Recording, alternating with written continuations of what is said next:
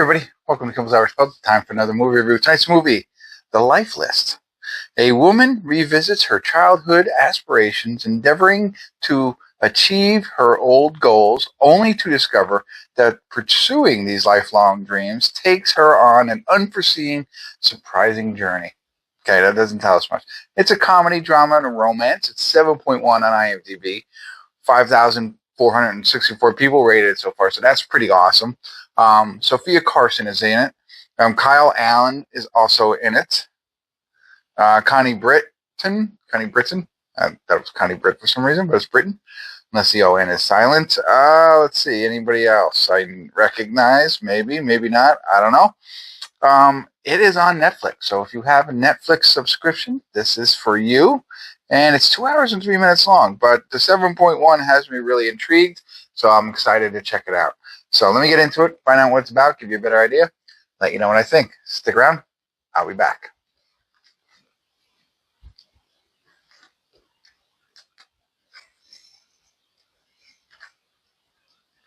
Hey everybody, we're at the credits of The Life List, and it was really good.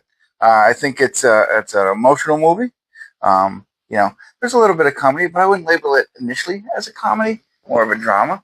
And I'm going to have to get into it a little more details. Of course, I won't tell you the ending, but I do have to say what drove this, right? So this list is a list, as they mentioned, about like her childhood aspirations, and she is required to complete this list.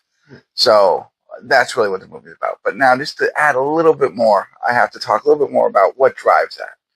Which isn't in IMDb, but I'm going to share it with you because it's the whole catalyst of the movie and it starts at the beginning. So if you don't want to know that, thanks for tuning in. Watch this great movie. But otherwise, spoiler alert, spoiler alert, spoiler alert. So Sofia Carson's mom, who is played by Connie Britton, ends up, she dies.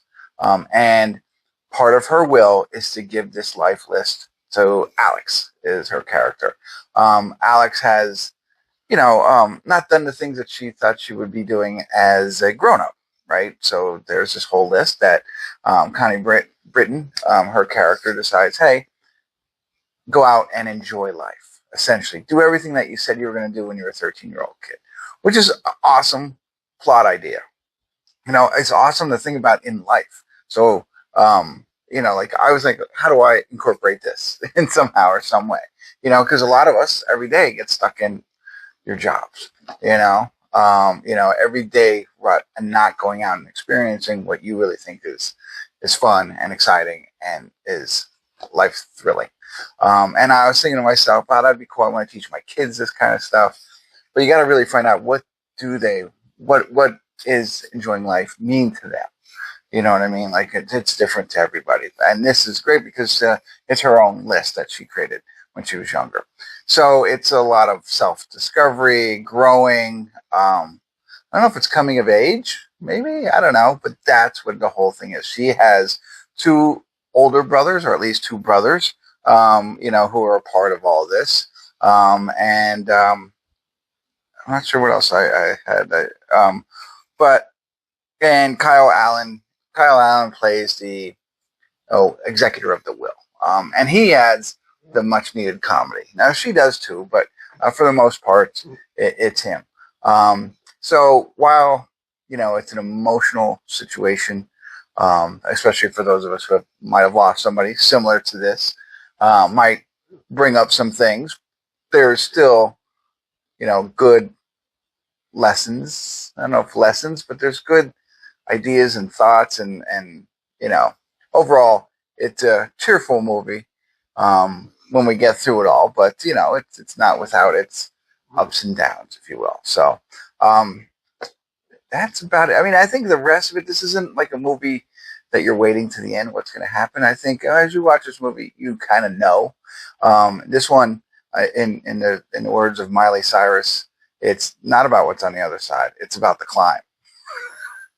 I didn't even think about that until I just said it. Sorry, I'm not editing it, staying in there, but that's really what it's about. It's about the experience throughout the film and throughout Alex's life and the list and doing that and creating her life, as opposed to, hey, what happens at the end, which is, interesting. And much better sometimes. Sometimes you want to wait till that end, and it's going to make the whole movie.